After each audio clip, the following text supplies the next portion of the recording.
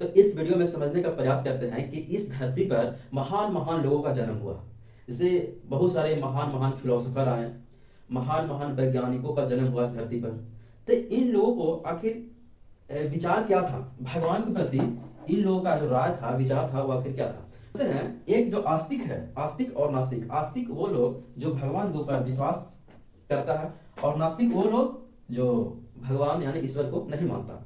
धरती पर जितने सारे विद्वान लोग आए, मैक्सिमम लोग 90% लोग जो है भगवान के अस्तित्व को नकारा है। जैसे अगर सबसे बुद्धिमान इंसान को देखें तो ये जो बुद्ध, कबीरदास और बाबा साहब डॉक्टर भीमराव अम्बेडकर, ये जो तीनों लोग हैं वो बहुत बुद्धिमान इंसान। आज से 2500 साल पहले गौतम बुद्ध, कबीरदास लगभग 500 साल पहले, और फिलहाल में जो बाबा साहब जो डॉक्टर भीमराव अम्बेडकर, इन्होंने बहुत ज्यादा पढ़ाई किया।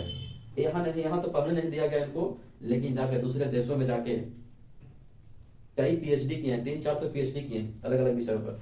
इतना विद्वान लोग थे इन लोग, लेकिन इन तीनों ने भगवान को नकारा, एक्सेप्ट नहीं किया।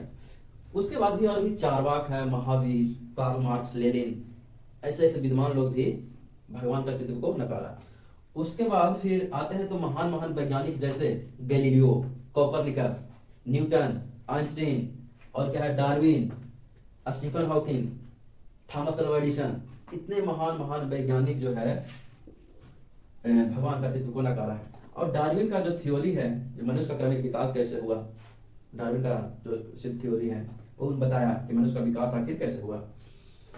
और फिर और भी महान महान फिलोसोफर है, सुकरात है, प्लेटो, अरस्तु। इधर नजदीक का एक फिलोसोफर ओशो रजनीश इनको, क्योंकि सभी धर्मों के बारे में जो है ना पुरजोर विरोध करते थे।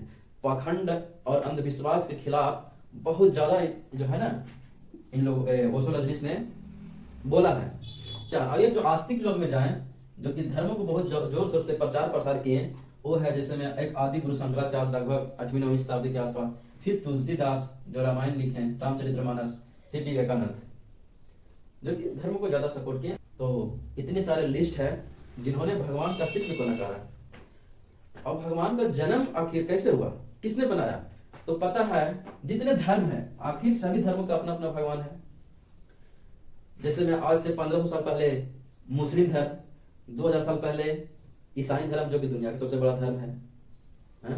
उसके बाद तीसरा नंबर पर हिंदू धर्म होता है। इसका भी प्रचार प्रसार इधर नजदीक में फिलहाल में हुआ है, गौतम बुद्ध के बाद हुआ है।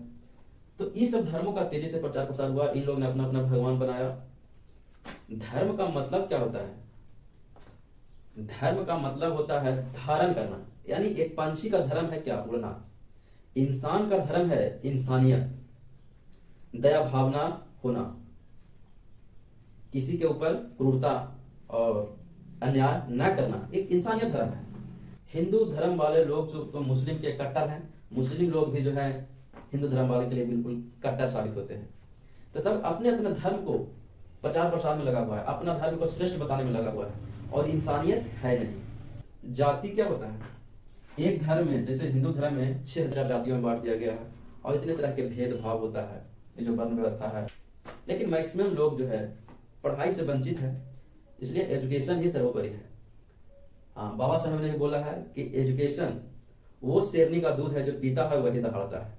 एक अकेला इंसान डॉक्टर भीमराव अंबेडकर पढ़ाई के दम से, अपना दिमाग के दम से कितना बड़ा चमत्कार किया। सबको, नागरिकों को समान अधिकार दिलाया, संविधान बनाया।